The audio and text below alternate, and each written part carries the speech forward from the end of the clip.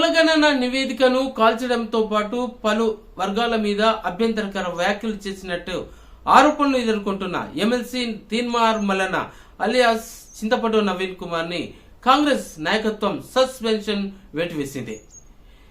ఇక తన వ్యాఖ్యలకు వివరణ ఇవ్వాల్సిందిగా గత నెల 6న కాంగ్రెస్ క్రమశిక్షణ కమిటీ తీన్మార్ మల్లన్నకు షోకాస్ నోటీసులు జారీ చేసింది.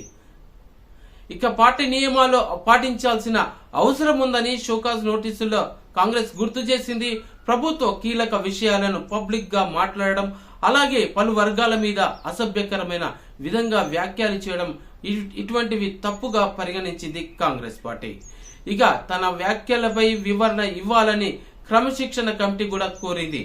అయితే పార్టీ షోకాజ్ నోటీసులకు తీన్మార్ మల్లన్న ఎలాంటి వివరణ ఇవ్వకపోవడంతో కాంగ్రెస్ పార్టీ ఆయన మీద సస్పెన్షన్ వేటు వేసింది.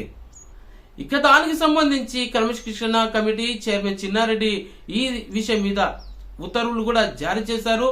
మల్లన్న సస్పెన్షన్ ఎపిసోడ్ మీద టీపీసీసీ చీఫ్ మహేష్ గౌడ్ కూడా స్పందించారు. ఇక ఎంతటి నాయకులైనా సరే పార్టీ లైన్ దాటితే చర్యలు తప్పవని కూడా ఈ సందర్భంగా ఆయన గుర్తు చేశారు. ఇక పార్టీ క్రమశిక్షణ ముందు కుల మతాల ప్రస్తావన అస్సలే ఉండవద్దని చెప్పారు. ఇక మల్లన్నకు పార్టీ అన్ని విధాలుగా సహకరించిందని, అయినా కూడా ఆయన పార్టీ లైన్ దాటేశారని చెప్పారు. ఇక తీన్మార్ మల్లన్న విషయంలో ఏఐసిసి నిర్ణయం తీసుకుందని, రాహుల్ ఆదేశాలతోటే తీన్మార్ మల్లన్న సస్పెన్షన్ కు గురయ్యారన్నారు. ఇక పార్టీకి వ్యతిరేకంగా వ్యవహరించే వారికి ఇదో హెచ్చరికని, భవిష్యత్తులో ఎవరైనా సరే పార్టీ లైన్ దాటితే చర్యలు ఇలాగే ఉంటాయని పిసిసి చీఫ్ మహేష్ గౌడ్ వ్యాఖ్యానించారు కూడా. ఇక తెలంగాణ కాంగ్రెస్ ఇన్ఛార్జిగా మీనాక్షి నటరాజన్ బాధ్యతలు తీసుకున్న కొన్ని గంటల్లోనే మల్లన్నపై క్రమశిక్షణ చర్యలు తీసుకోవడం ఇప్పుడు సర్వత్రా హాట్ టాపిక్ గా మారింది. ఇక పార్టీ నిబంధనలకు లోబడి అందరూ ప్రవర్తిస్తే చాలా బాగుంటుంది. క్రమశిక్షణ కమిటీ వారి యొక్క పద్ధతులను ఉల్లంఘించి ఏ ఒక్కరు కూడా లైన్ దాటి ముందుకెళ్తే ఇట్లాంటి చర్యలే ఇక ముందు కొనసాగుతాయని చెప్పేసి వారు ఆ సమావేశంలో వెల్లడించినటువంటి విషయం.